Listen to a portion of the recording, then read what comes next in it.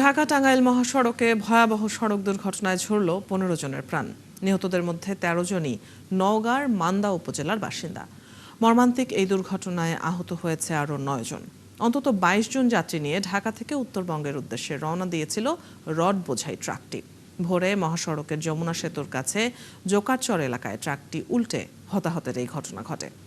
টাঙ্গাইল থেকে M A রাজ্জাকের পাঠানো তথ্য ও ছবিতে প্রতিবেদন।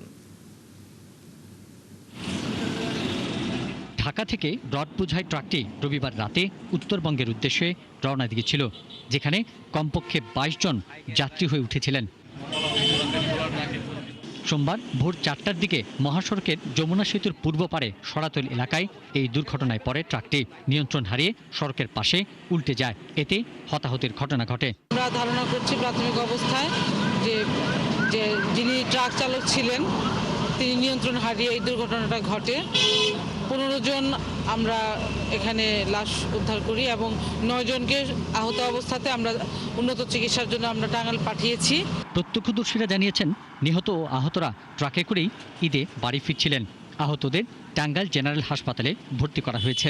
আমি জানতে পারি না, উল্টেছি তো আমি পড়ে যা বুঝতে পারছি। আমি ঘুমাইছিলাম। ৪টা ৪:৩০ অ্যাক্সিডেন্ট হয়েছে। আসিয়া মনে করেন আমরা উদ্ধার করেছি। ১৫ জন মারা গেছে, ৬ জন জীবিত আছে, ৬ জন বর্তমানে এখন হাসপাতালে। এদিকে নিহত ১৫ জনের মধ্যে ১৩ জনের বাড়ি নওগাঁর মান্দা উপজেলায় বলে জানা গেছে। মৃত্যুর খবরে স্বজনদের মধ্যে শোকের ছায়া নেমেছে। পিন্টু হাজং, ৭১। ঢাকা টাঙ্গাইল মহাসড়কের সড়ক দুর্ঘটনার সবশেষ খবর জানবো। আমাদের সাথে যোগ দিচ্ছেন সহকর্মী এম এ রাজ্জাক। রাজ্জাক, জানাবেন সবশেষ খবর। নিহতদের মরদেহ হস্তান্তরের প্রক্রিয়া কি শুরু হয়েছে কিনা, আহতদের কি অবস্থা এখন?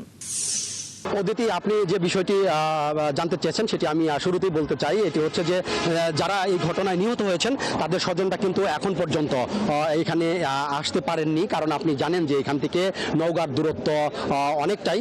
এখানে আসতে অন্তত ৪ ঘন্টা সময় লাগতে পারে।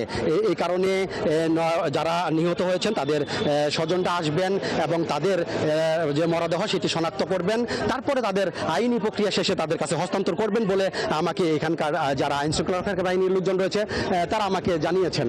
তবে যারা আহত হয়েছেন তাদেরকে চিকিৎসার জন্য হাসপাতালে ভর্তি করা হয়েছে, তাদের চিকিৎসা চলছে। তাদের অবস্থা অনেকটাই ভালোর দিকে, তবে ভালোর দিকে মানে হচ্ছে যে একেবারেই গুরুতর নয়, তাদের চিকিৎসা চলছে। আমরা এখানে কথা বলবার চেষ্টা করব এখানে যারা তাদের লোকজন রয়েছেন, এবং এখানে দেখতে পাচ্ছেন যে এটা একটু হচ্ছে যমুনা সেতু পূর্ব থানা। এই থানা কিন্তু তাদের যারা নিহত হয়েছিলেন তাদেরকে আনা হয়েছে এবং তাদের দেহের ময়নাতদন্তের জন্য তাদেরকে এই মুহূর্তে টাঙ্গাইল জেনারেল হাসপাতালের মর্গে পাঠানো হয়েছে। তাদের ময়নাতদন্ত শেষে লাশ স্বজনদের কাছে হস্তান্তর করবে।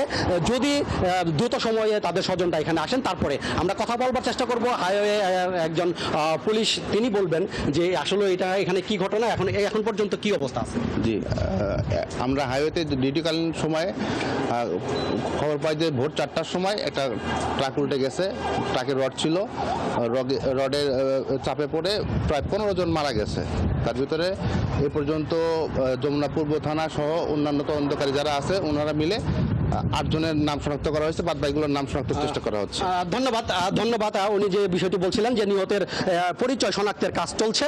আর এই নিহতের রাজ্জাক, আপনার কাছ থেকে আমরা সবশেষ খবর জানছিলাম। আপনি যেমনটি বলছিলেন যে মরদেহ হস্তান্তরের প্রক্রিয়াটি শুরু হতে আর একটু সময় লাগবে। আপনি আছেন সেখানে, খবরাখবর রাখছেন। দর্শক, ঢাকা টাঙ্গাইল মহাসড়কের যে সড়ক দুর্ঘটনা সে সম্পর্কে আমরা জানছিলাম সহকর্মীর কাছ থেকে।